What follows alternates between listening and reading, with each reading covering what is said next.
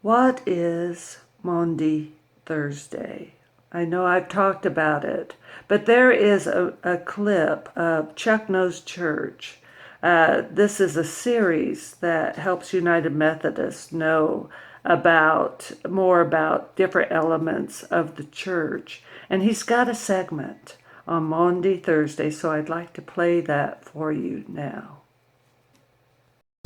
All right, here's one for you. Maundy Thursday, right? It's always confused me too. Mostly because it sounds like any other day of the week, right? Monday, Thursday, Friday, Tuesday, Wednesday. Monday, can trust that day, right? No mamas and the papas fans out there?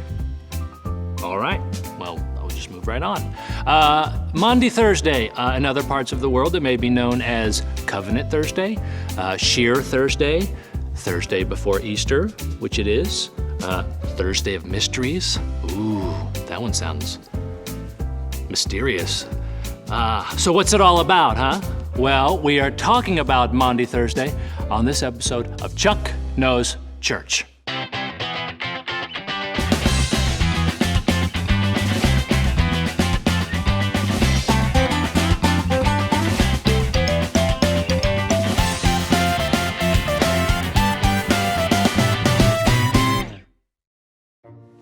If we're to understand Maundy Thursday, we should start with the term Maundy. Now, the English word Maundy comes from the Latin mandatum, meaning commandment.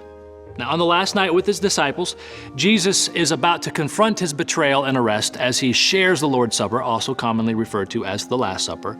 According to John's Gospel, Jesus washed the feet of his disciples in an act of servitude, then said to them, chapter 13, verse 34, I give you a new commandment, that you love one another.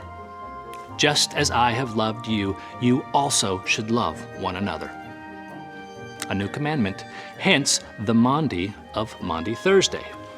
Now, Maundy Thursday is also another name for Holy Thursday, or any of the earlier names that I mentioned. All refer to the first of the 3 days of solemn remembrance of the events leading up to and immediately following the crucifixion of Jesus. But of all the names, referring to this day of remembrance as Maundy Thursday accentuates the new commandment from Jesus. And even though John's Gospel does not include the Lord's Supper among the events of that last night, the other Gospels do. So, in addition to Holy Communion, Maundy Thursday services commonly include acts of physical care and servitude, like foot washing, as an important part of the remembrance. There you go. Now, if you'd like to learn more about Maundy Thursday, be sure to ask your pastor. Tell them Chuck sent you.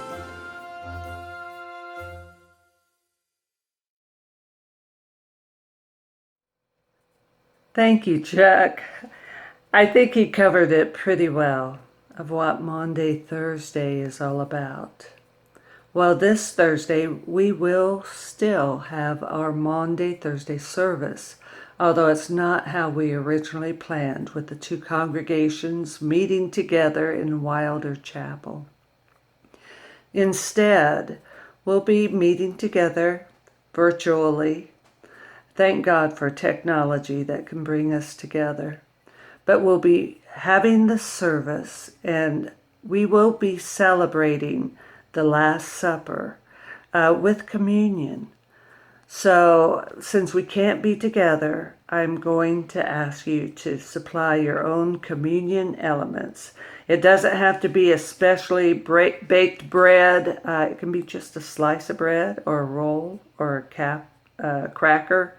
These are exceptional times, so we need to make allowances. As far as grape juice, if you don't have grape juice, it can be any type of juice, water.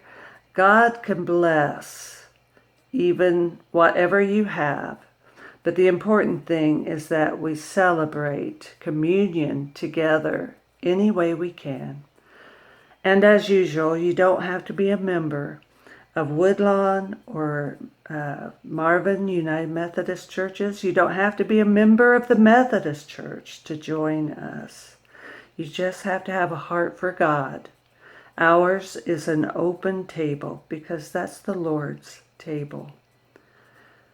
God will meet you right where you are at.